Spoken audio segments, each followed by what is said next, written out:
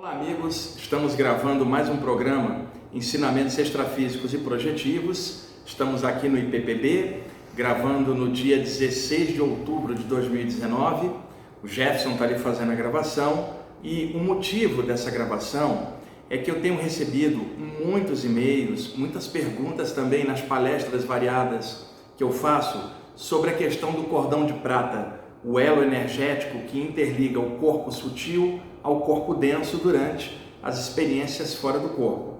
Então resolvi fazer um resumo bem rápido da parte da Bíblia aonde tem as referências a isto que foi chamado depois de cordão de prata, em homenagem a um trecho do Eclesiastes. Então, essa é a pergunta principal que as pessoas têm me feito. Qual é o trecho da Bíblia que tem a descrição do cordão de prata?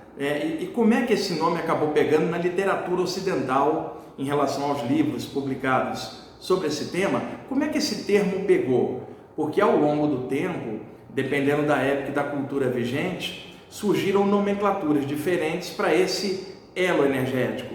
Só que aqui no Ocidente, a maior parte da literatura chama de cordão de prata, mas vocês poderão encontrar as seguintes expressões: cordão astral, fio de prata, teia de prata, cordão fluídico, elo energético, linha da vida, cordão perispiritual. São muitos nomes. E sempre lembrando, já que a expressão cordão de prata vem do Eclesiastes da Bíblia, é claro que no Oriente a expressão cordão de prata não é utilizada. Os hindus, chineses, tibetanos, japoneses, não lendo a Bíblia, naturalmente não usaram uma expressão oriunda da Bíblia. Então é ponto a considerar. A expressão cordão de prata, ela não vigora no mundo inteiro, e sim na esfera ocidental, aqui, na influência cultural do Ocidente, naturalmente a influência cristã cultural clássica.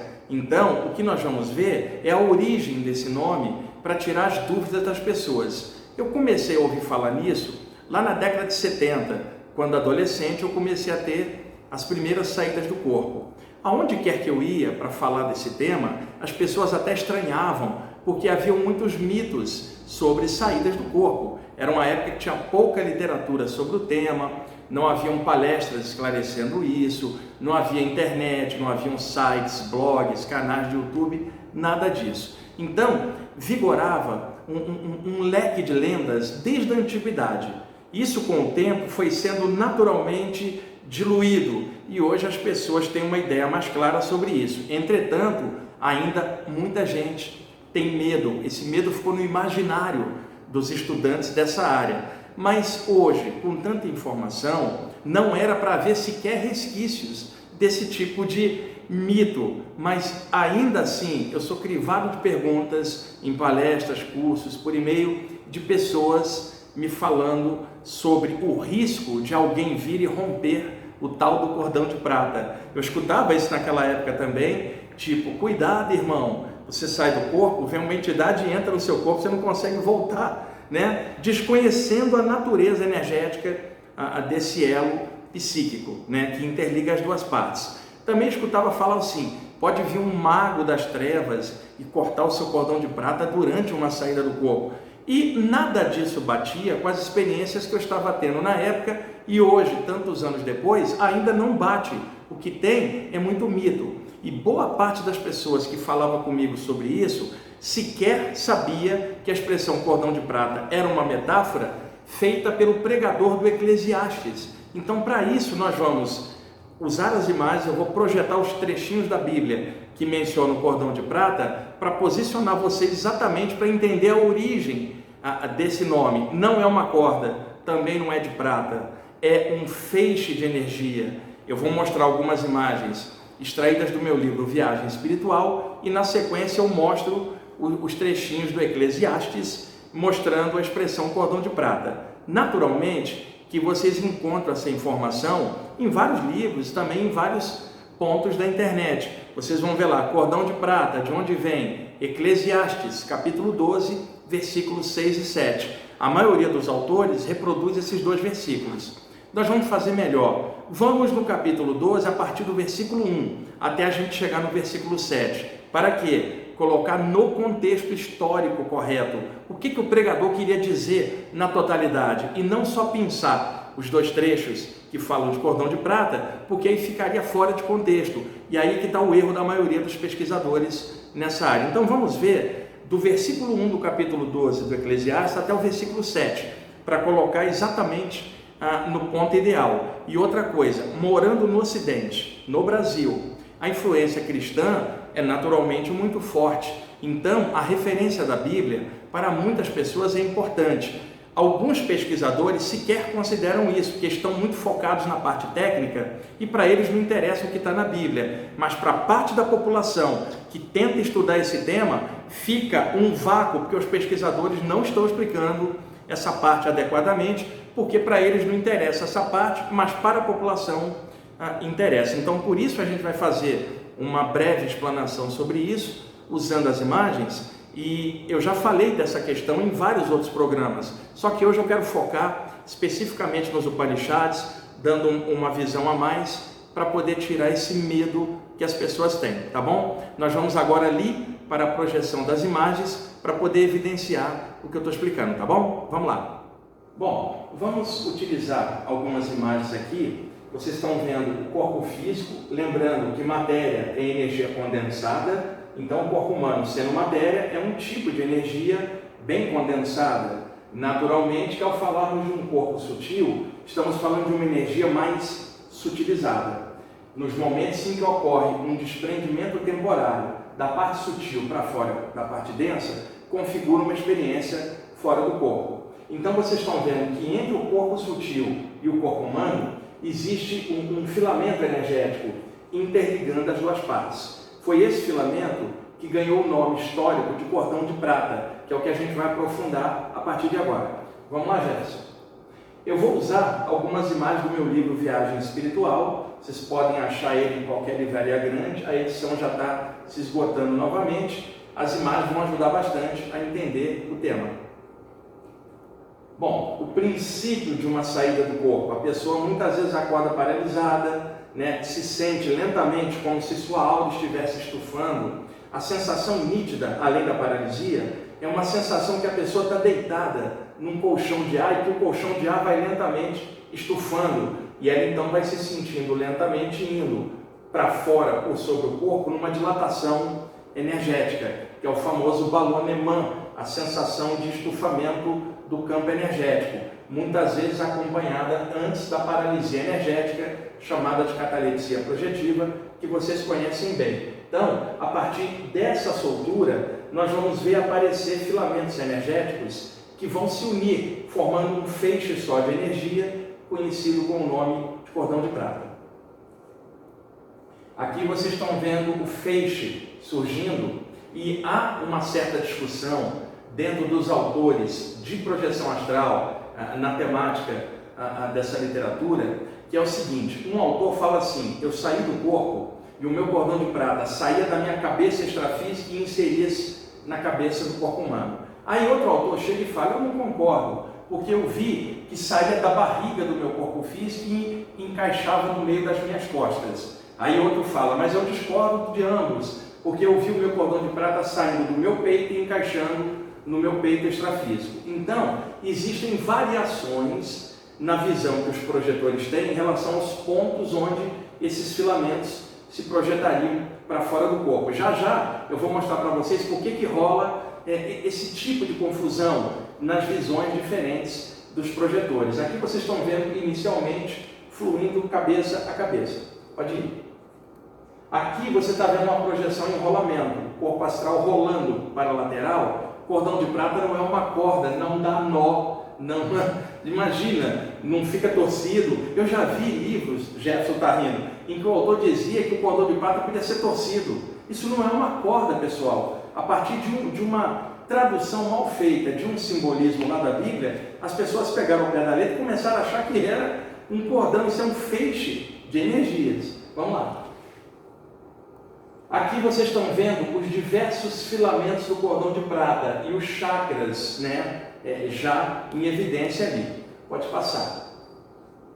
Vocês estão vendo o cordão de prata ali cabeça a cabeça novamente. Pode ir, Jefferson.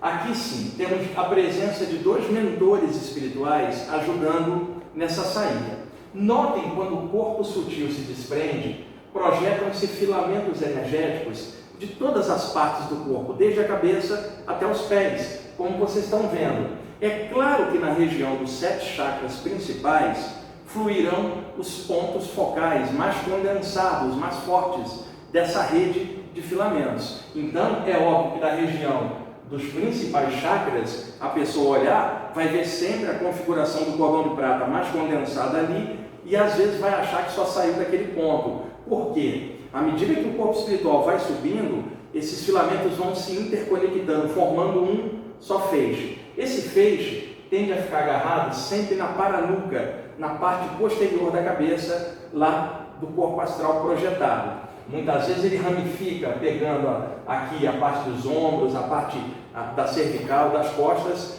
Por isso, na hora da volta para o corpo, o cordão dá uma retração e o projetor sente uma fisgada atrás, que é a sensação de ser puxado de trás para cá e caindo em seguida, em frações de segundo, dentro do corpo. Então, na parte extrafísica, é consenso que está aderido na parte de cima da cabeça, a parte de trás, a paranuca, ou um pouco abaixo, já pegando a ramificação das costas. A dúvida principal é em qual ponto sairia o filamento aqui. Na verdade, sai de todas as partes, mas na hora que configura, por exemplo, pode ser que naquele dia a configuração do chakra umbilical esteja mais densa, e a pessoa olha e vai falar, está saindo da barriga. Ela não percebeu os outros pontos, ela percebeu que estava mais condensado. Já o outro vai ver numa outra noite que está mais condensado na região do chakra cardiorrespiratório, e aí ele vai afirmar, o cordão de prata sai da área peitoral. E outros vão olhar para baixo e vão ver saindo da altura, ou da testa, ou da cabeça, ou da parte de trás da cabeça, alguns dos chakras da cabeça, o chakra frontal, ou o chakra coronário, ou um chakra secundário que tem na base da nuca também. E aí vai dizer, sai da cabeça. Então vocês estão observando que existem variações na maneira como os projetores vejam. Agora, observe um detalhe. Enquanto o corpo extrafísico está fora do corpo, é o cordão de prata que passa o fluxo energético para manter o corpo vivo à distância. Se essa conexão fosse diluída, a força vital não passaria do espírito, que é a pessoa, para o corpo abandonado temporariamente, o corpo então morreria. Então isso desmonta um velho mito que diz que o cordão de prata faz parte do corpo astral. Não. O cordão de prata faz parte do corpo físico, para segurar o corpo astral durante uma encarnação dentro da Terra. Ele faz parte daquela estrutura em volta do corpo, conhecida como duplo etérico, que a gente vai ver com detalhes num dos próximos programas. Então, quem precisa desse cordão não é o corpo espiritual, é o corpo físico. Porque se esse cordão se rompesse, quem morreria seria o físico, a parte extrafísica continuaria viva como sempre, que já estava viva, inclusive antes de entrar para o nascimento do corpo físico para mais uma encarnação. Então, aqui, durante a saída, o ponto onde o cordão de prata teria que injetar a força vital no corpo para mantê-lo vivo, seria num ponto onde se controlasse a respiração, porque mantendo a respiração controlada, o coração funciona, o cérebro funciona e todo o sistema está preservado automaticamente se a respiração estiver funcionando e mantendo a força vital. Então, por uma questão de inteligência, aonde que o cordão de prata se inseriria a sua raiz principal no corpo humano durante uma saída do corpo? Num ponto onde se controlasse a respiração, porque aí mesmo com a pessoa fora do corpo, pelo cordão de prata, a força vital viria e animaria o corpo para continuar respirando e mantendo suas funções vitais. Que ponto é esse? Sequer é o pulmão, barriga muito menos. Esse ponto é a medula oblongada, na base do cérebro, na parte de trás, que é o controle automático da respiração. As pessoas pensam que a respiração é algo totalmente controlável. É claro que alguém pode treinar a respiração, fazer pranayamas de yoga, fazer diversas práticas num controle voluntário. Mas quando ela está dormindo, não tem controle voluntário, é automático, é a manutenção da vida. É por isso que ninguém tenta se matar parando de respirar. Porque se uma pessoa tentar parar de respirar, o corpo força essa respiração, porque é funcionamento basal, automático para a manutenção da vida, e o instinto de sobrevivência do corpo não deixa a pessoa parar de respirar voluntariamente. Então é claro que esse controle automático na medula oblongata. Então isso explica que a raiz principal do cordão de prata tem que estar na cabeça, embora possa ter filamentos espalhados por todas as partes e às vezes mais condensados, visualmente falando, em outras partes. Mas por dentro, no enraizamento do cordão de prata, a raiz principal entra pela medula oblongata e se ramifica, pegando as duas glândulas da cabeça, glândula pineal e glândula hipófise.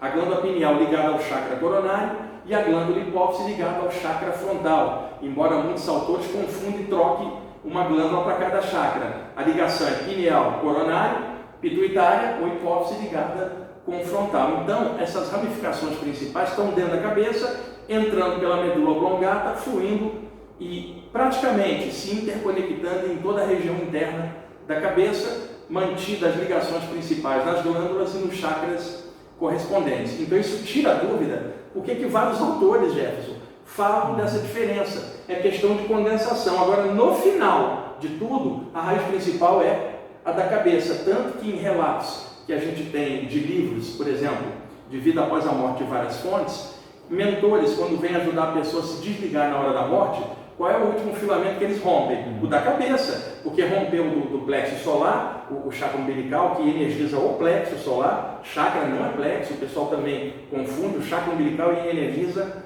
toda a região abdominal, incluindo o plexo solar, incluindo o baço, o fígado, o estômago, como um conjunto controlado pelo chakra umbilical. Então o chakra energiza o plexo não é chakra. No programa de chakras que a gente vai fazer, a gente esclarece isso. Então, essa conjunção energética, ela fica evidente, tá? Muitas vezes num desses chakras, e é isso que vai causar essa confusão que vocês estão vendo, tá? Então, tá bem clareado isso, Gerson, tá? Porque para deixar essa questão sem nenhuma dúvida, tá? Agora, de onde eu tirei esses conhecimentos de cordão de prata? É claro, estudando esses anos todos e a literatura em geral desse tema e outras áreas correlacionadas. Porém, quando eu era adolescente, antes de sequer ter lido a primeira obra de projeção astral, nas saídas eu já via esse filamento. Eu só não sabia o nome daquilo, mas eu já tinha descoberto que a função daquilo era interligar as duas partes. Depois, lendo o livro do Sylvan Joseph Muldon e Edward Carrington, clássico, editado a primeira vez na América do Norte em 1929 e depois publicado durante a década de 60 do século XX em diante, no Brasil, pela editora Pensamento, o Sylvan Muldon, que era o projetor do livro, ele também falava da questão da cabeça, de ver principalmente, e aí ele chamava de cordão astral. Foi o primeiro contato que eu tive com esse tipo de literatura. Depois, observando outros autores, principalmente aqueles que tinham uma vertente mais hermética, por exemplo, mais ocultista, autores já ligados a outras áreas, prevalecia o nome de cordão de prata. Eu fui me acostumando com isso, lendo, mas eu já tinha visto esse filamento muito antes de ter lido qualquer coisa do tema. E eu sei também que tem alguns autores que não acreditam na existência do cordão de prata, porque eles nunca viram. Agora, a literatura de projeção astral, 90% dela, mundialmente falando, internacionalmente, vai citar esse cordão de prata. Então, é claro que isso é uma média considerável. São poucos autores da área de projeção astral que duvidam da existência desse conduto. Projetores práticos, eles não duvidam disso porque já viram várias vezes. A questão toda da confusão é a localização e a nomenclatura, que varia de autor para autor, tá bom? E outra coisa, embora saia de todos os pontos, a maior parte da literatura do tema, cerca de 70% a 80% dos autores, assinalam o ponto da cabeça como o mais visto. Então isso evidencia também uma média, um certo padrão, né, Jefferson? Pode passar. Ali, ó, vocês estão vendo os filamentos se interconectando até formar o feixe. Esse feixe, dentro do raio de ação da aura, alguns metros em torno, ele é bem mais denso. Quando o corpo sutil ultrapassa esse perímetro energético e vai de 10 metros, por exemplo, para frente, esse cordão de prata é como se sutilizasse para permitir o corpo sutil entrar em outro plano. Então ele fica parecendo uma teia de aranha no ar. Daí a expressão teia de prata ou fio de prata, usada no ocultismo, por uma metáfora. Não é que ele ficou mais fraco, porque ficou fino. Mudou a densidade. Estamos falando de um elo de pura energia, mais condensado próximo do corpo, mais utilizado na parte que está esterilizada.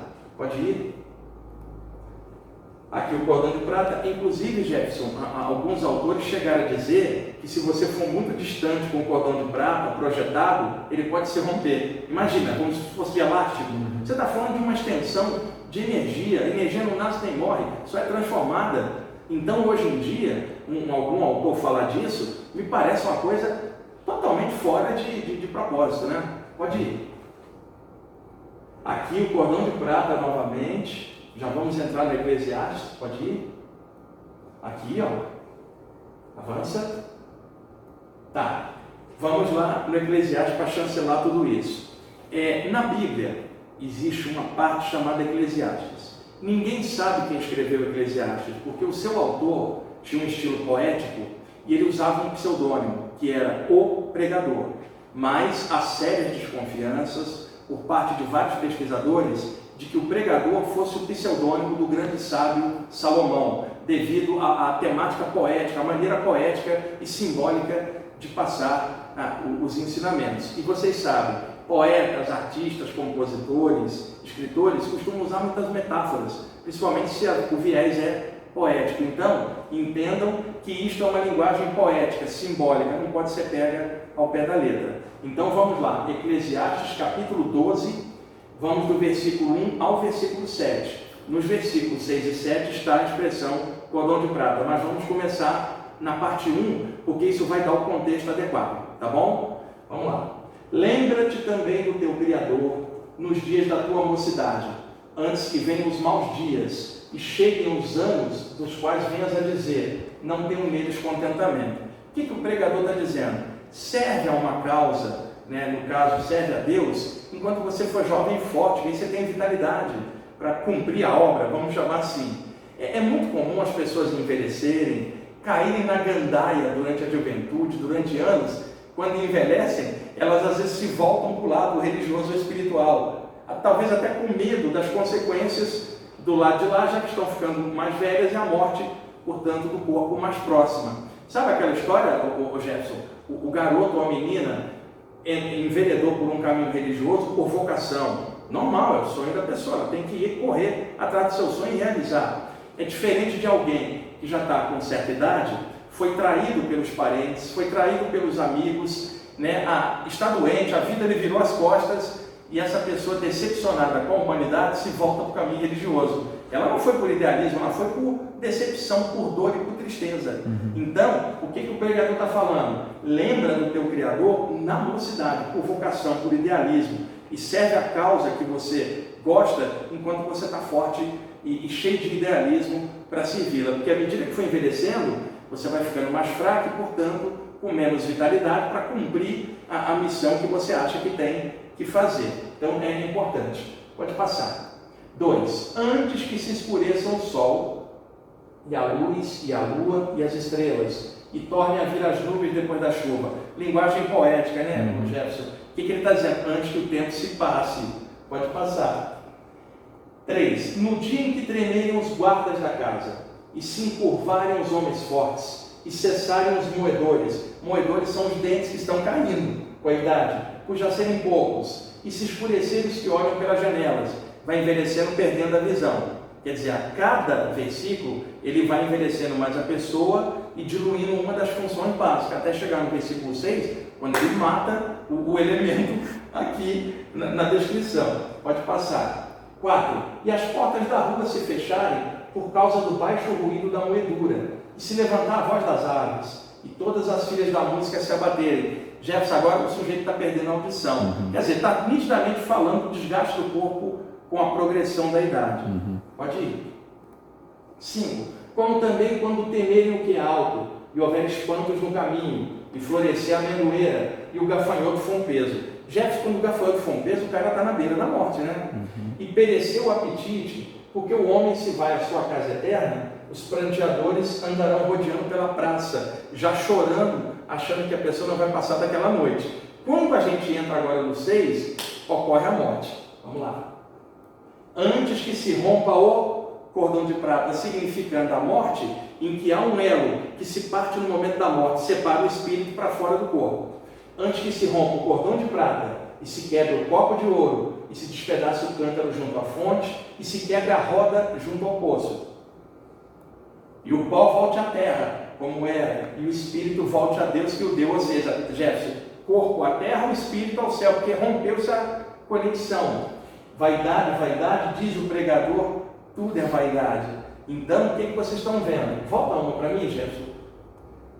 Eclesiastes capítulo 12, versículos 6 e 7, é onde aparece a expressão cordão de prata, representando que a conexão se diluiu, separou espírito e corpo, porque tinha chegado o momento final. Então, Jefferson, você está vendo que botando no contexto, lá do 1 até o 7, fica claro, a maioria dos autores só cita o versículo 6 e 7, e aí fica sem pé, sem cabeça. E eu conheço alguns autores que pegaram esses trechos 6 e 7 e ficaram questionando se era, o que era o cordão de prata. Mas pegando do 1 em diante, não tem dúvida que está falando do envelhecimento até o momento da morte, a ruptura da conexão. Então, esse trecho do Eclesiastes é importante, e só para considerar também uma coisa: todas as vezes que eu cito algo da Bíblia, eu estou citando para estudantes de saídas do corpo, estudantes de temas espirituais em geral. Eu não estou apontando esse tema para pessoas que gostam da Bíblia de outras religiões, cada um com seu próprio entendimento. O meu entendimento dentro da área da saída do corpo é isso que eu estou falando aqui, é a área que eu pesquiso e trabalho nela esses anos todos. Porque às vezes alguém vem, gente, e fala assim: olha, você falou da Bíblia como se a Bíblia tivesse dono e o cristão fosse dono dela. Não, dá para olhar aquilo como um livro pensador e tirar por inteligência um monte de trechos interessantes. Então aqui não tem dúvida, e num dos próximos programas, assim como eu já fiz com outros trechos, eu vou trazer o Ezequiel, que é um dos projetores clássicos da Bíblia. Vou fazer a mesma coisa, projetar aqui, mostrar capítulo e versículo e mostrando parte a parte o que ele estava falando, assim como eu já fiz com outros trechos. E repetindo, esse tipo de abordagem é importante para parte dos estudantes das saídas do corpo, que tiveram aquela educação mais repressora religiosa e que às vezes ficam com dúvida quando um religioso ou outro ataca o que eles estão fazendo ou duvida, e aí está a conexão com os trechos da Bíblia, que não deixa dúvida. Então, foco para estudantes espirituais e não outras linhas de pensamento cristãs, cada um com a sua, tudo precisa ser respeitado. Agora, dentro dessa temática, isso aqui está bem evidente, bem claro para vocês que estão estudando as saídas do corpo. Acho que está bom, né, Jefferson? Estamos no tempo. Então, gente, hoje o programa é o que temos para hoje. Espero ter clareado para vocês esse tema. Tem um monte de outros temas para ir clareando, e a gente vai fazendo isso devagarzinho, na medida do possível, com a agenda que a gente tem, que é muito ocupada. A gente está tentando fazer o melhor possível nessa área, para colaborar com todo mundo que estuda essas saídas do corpo, sempre de forma universalista. Vocês observem que eu vou trazendo coisas de área diferentes, sempre convergindo.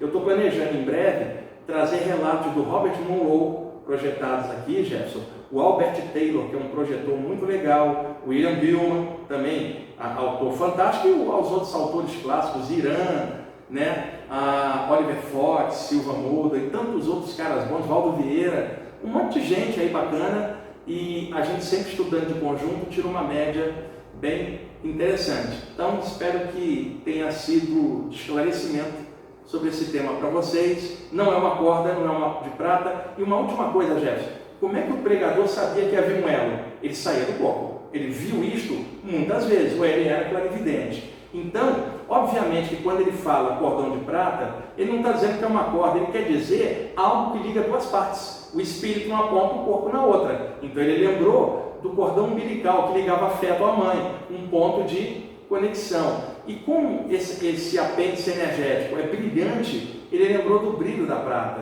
Foi por isso que ele criou essa metáfora, cordão de prata. Não é uma corda, não é feita de metal, não é feita de prata, não pode ser partida com facão astral, nem com nada. E aí alguém vai perguntar: mas os mentores vêm na hora da morte para dissolver quando o corpo já está morto, é claro. Aí é só você trabalhar energias remanescentes, limpar e passar o sujeito para o outro plano. E um detalhe: esses mentores que vêm para ajudar no processo de soltura, eles conhecem a assinatura energética da pessoa, muitos deles trabalharam na descida pela reencarnação da pessoa, conhecem o código de barras, o padrão energético desta pessoa, o encaixe dela e a conexão. Eles sabem exatamente o ponto aonde pode se soltar e diluir no momento final. Entidades obsessoras mais pesadas não conseguem fazer isso mesmo em casos pesados de obsessão, embora tenha muitos mitos em cima disso. Os casos que rolam morte por obsessão começam no plano físico, não tem nada a ver com a saída. Muitas vezes continuam durante a saída porque já existia algo crônico cá embaixo, o controle energético da entidade sobre a pessoa já era, inclusive, físico e psíquico cá embaixo. Então tem muitos mitos sobre isso. Não rompe, não parte, tá? Fiquem mais tranquilos em relação a isso e mantenha sempre sua energia num estado bom. E energia reflete pensamento e sentimento. Pensamento positivo, sentimento melhor, discernimento e amor, mantenha a aura com autoestima alta, a aura brilhante. Nada a temer, a não ser a si mesmo. Pensar algo ruim, sentir algo ruim, manter a aura escura e a vitalidade ruim. É isso que vocês têm que se preocupar. O que você pensa, o que você sente, o que você faz. É nisso que está a média do que é você. Não só como projetor, mas como gente, como pessoa evoluindo aqui na Terra. Gente, até o próximo programa. Até mais.